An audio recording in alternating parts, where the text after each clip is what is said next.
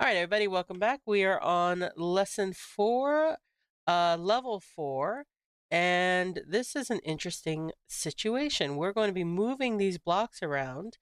So it says changing position. Every design element except for the screen has an X and a Y property that controls its position. You can use these properties to reposition elements on the screen. The App Lab screen is 320 pixels wide and 450 pixels tall. No, we've removed the design mode tab for now so you can practice working with set property, but it'll come back later once you're building apps of your own. So again, those are the two buttons over here in the corner that we don't have right now. So do this. Look at the image to the right, click to see the image in full size. So click, that's what we're trying to create. We want to make our app match this picture. Look at the example code that moves the green button to the upper right-hand corner. So let's just run it and see what happens. Okay. So the green button X, green button Y, sends it there. Move the red button so it is in the upper left corner. All right, so let's reset. And then we're going to take this property, bring it down here.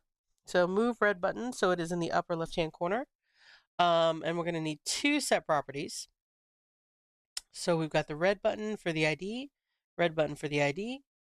This one is going to be X. This one is going to be Y.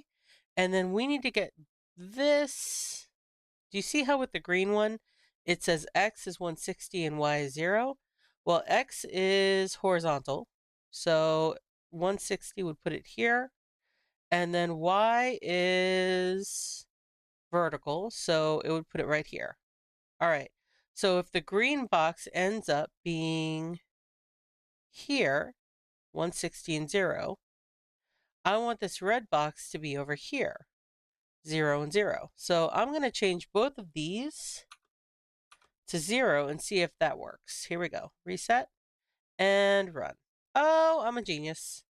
All right, so does that look like that? It does indeed. All right, so we're done with this level. We're going to click on the orange finish button, and I will see you on level 5. Here we go.